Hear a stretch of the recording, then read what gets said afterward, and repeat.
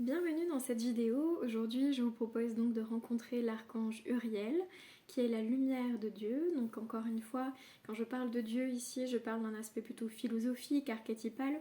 On pourrait même l'appeler l'Élohim, qui est les cieux, donc les cieux d'en haut, qui permet de reconnecter à ces dimensions angéliques, qui encore une fois n'appartient à aucune religion, mais qui est plutôt universelle pour que chaque personne retrouve le chemin qui lui est propre. Donc concernant Uriel, Uriel il va permettre de se reconnecter à notre lumière, de libérer les parts d'ombre qui sont en nous et de pouvoir réintégrer toutes ces petites parcelles d'ombre qui sont nous et qui avaient besoin de notre présence, qui avaient besoin de notre conscience pour pouvoir les apaiser et les accepter. Uriel, il va aussi venir aider à apaiser les relations, à venir mettre en lumière les non-dits, à venir mettre en perspective les choses qui sont importantes pour nous, pour pouvoir ensuite nous tourner vers plus de lumière. Donc, je reprends mes notes pour que vous puissiez avoir le plus d'informations possible dans cette vidéo. Je vous invite bien sûr, si tout ça vous intéresse, à vous tourner vers l'initiation du talisman angélique et donc à pouvoir en fait creuser le sujet et voir ce que ça vous apporte de façon universelle, ces prières angéliques.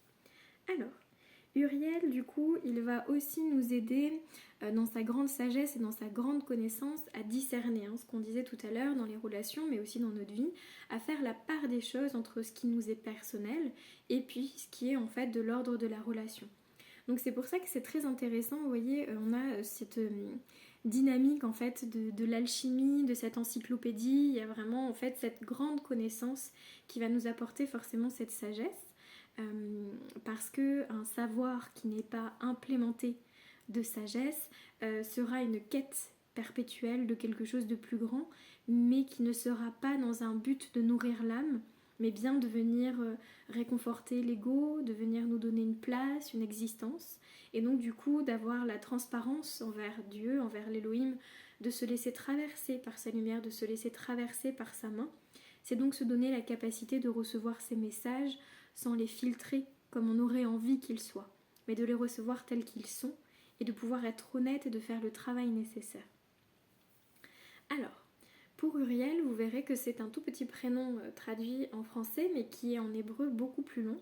On va y trouver de nouveau cette lettre Aleph, qui est le souffle, qui est l'unité, qui va être vraiment cette première respiration de l'enfant.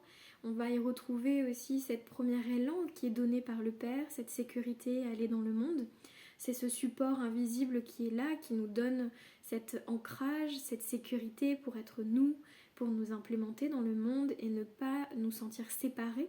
Ne pas, vous voyez, on parle beaucoup de l'absence du père, de cette blessure-là.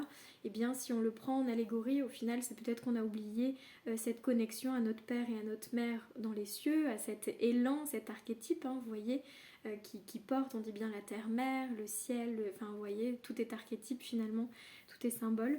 Et donc, du coup, c'est peut-être que en s'incarnant, nous avons oublié la présence de la source, nous avons oublié la présence de ce Père céleste qui nous fait nous sentir complètement abandonnés, complètement seuls sur Terre, parce que pour les personnes hypersensibles, pour les personnes atypiques, eh bien, le monde paraît absolument absurde et complètement fou. Et bien du coup, le fait de venir se reconnecter à l'étude, à la compréhension de soi, et bien du coup ça redonne une émancipation, ça redonne une liberté que l'on peut penser perdue quand on ne se retrouve pas envers soi, qu'on ne sait pas par quoi commencer. Et bien revenons au centre, revenons au prénom. Qu'est-ce que je porte comme personne sur Terre, qui est différent du nom de famille, qui lui nous relie au clan. Le prénom, lui, c'est vraiment mon individualité, mon être, qui je suis. Donc c'est important de faire vraiment ce pas-là et je vous invite aussi à vous tourner vers l'étude de prénoms sur le site si jamais ça vous intéresse. Donc pour revenir à Uriel, on a vraiment cette unité, cette stabilité, cette force, c'est vraiment la lumière de Dieu, donc c'est cet espace-là qui dissout, vous voyez, les zones d'ombre, qui fait comprendre aussi que les ténèbres sont nécessaires pour pouvoir se révéler. Ensuite on a le Vav, donc ça c'est très intéressant. C'est une lettre de lien. Elle fait le pont. En hébreu, quand on écrit des mots ou quand on lit en hébreu, les vaves vont vraiment en fait faire une coordination entre deux idées. Ils vont faire vraiment le pont en fait, tout simplement, entre plusieurs concepts, plusieurs choses pour pouvoir comprendre que tout se suit. En hébreu, il n'y a pas vraiment de temps. En fait, la temporalité est infinie. Donc le vav, lui, il apporte la paix, c'est aussi le crochet, c'est aussi l'unification des contraires. Donc vous voyez, c'est le pont entre deux idées qui se rejoignent. On y retrouve aussi cette dimension de clou et de mémoire entre les temps. Parce que du coup, vu qu'en hébreu, il n'y a pas forcément de temps, tout se trouve dans une ligne, l'avant, le futur, le présent, vous voyez, tout est dans cet espace-là. Donc le vav, il va vraiment faire la jonction et c'est ce que l'on recherche aussi forcément avec les relations. C'est faire le lien avec l'autre et mon monde intérieur, mais ne pas devenir l'autre. Ça, c'est très important de le garder en tête pour pouvoir avoir sa pleine souveraineté tout simplement et ne pas s'enfoncer dans des conceptions qui ne sont pas les nôtres. On retrouve également la lettre Resh qu'on a vue pour Raphaël.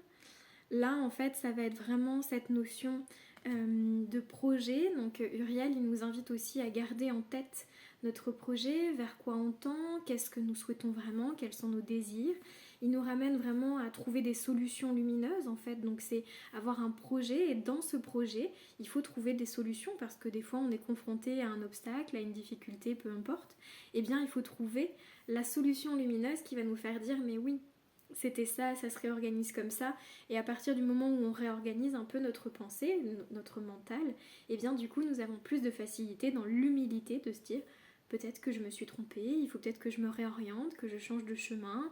Donc c'est encore une inclinaison, vous voyez, quelque chose où on disait on baisse la tête avec le Resh, on reçoit l'information et on reste dans quelque chose de tout à fait humble en se disant je me laisse aussi guider par une partie qui est plus grande que moi. Ensuite, on y retrouve le yod. Hop. Le yod, c'est la plus petite lettre de l'alphabet. C'est l'étincelle du divin, c'est vraiment cette énergie fondamentale, c'est le noyau spirituel.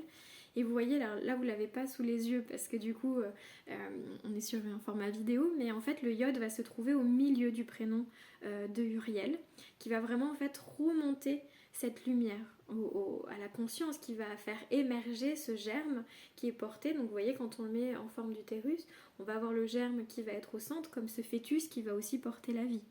Donc voilà, vous voyez, ça représente vraiment tout ce germe, toute cette potentialité qui va émerger et qui va ensuite donner vie, donner force à tout cet espace-là. Alors, ce qui est très intéressant aussi dans ce prénom, c'est qu'on y retrouve une deuxième fois la lettre Aleph. Voilà, donc hop, voilà. On est de nouveau dans le souffle, dans la respiration, dans la grande présence du grand tout, dans cette unité primordiale. Donc on voit bien que Uriel, cette lumière de Dieu, nous ramène à notre ancrage, nous ramène aussi à la mémoire de quelque chose de divin. De ne pas se penser séparé, d'être englobé dans cette lumière et de se dire que peu importe ce qui se passe, peu importe le flou, peu importe, eh bien l'alchimie opère. Voilà, l'alchimie opère, le père, bon voilà. Alors, on continue. Pour terminer sur ce prénom, on a donc la lettre Lamed. Comme je disais, c'est une lettre que vous allez retrouver pour tous les archanges parce que ça veut dire El, E-L, donc qui est Dieu, et donc dans chaque figure des archanges, vous le retrouvez. Donc encore une fois, le Lamed, l'aiguillon, l'élévation, l'étude, c'est vraiment en fait la capacité de trouver en fait en soi la joie d'étudier et de se poser des questions. De ne jamais arrêter de se questionner, de ne jamais arrêter de remettre en perspective ce que l'on croit, de ne pas s'enfermer dans les illusions non plus, et de pouvoir se dire en fait dans quel espace je suis le réceptacle de plein d'informations. Je pense aux personnes qui sont médiums aussi, qui sont dans la télépathie. C'est aussi une grande capacité d'avoir en fait la capacité de comprendre l'autre et de comprendre les informations intérieures. Et donc du coup, ça amène à se questionner aussi sur ce qui est à moi et ce qui ne l'est pas. Voilà. Donc c'est important comme ça de pouvoir toujours faire le parallèle avec Uriel qui vous guide dans les émotions, dans les relations, et bien de vous dire est-ce que cette émotion elle est à moi, est-ce qu'elle est à l'autre et dans quelle mesure je l'étudie, parce que des fois il n'y a rien à étudier, des fois on est traversé par des éléments mais ça ne nous appartient pas et auquel cas il faut avoir la force de le laisser partir. Et bien du coup ce Lamed il nous aide aussi à ça, à apprendre, à recevoir mais à laisser partir aussi la connaissance qui ne nous définit pas nous mais qui nous a ajouté quelque chose dans notre conscience. Voilà. Bien écoutez, j'espère que ça vous aura plu, je vous dis à bientôt pour une autre étude.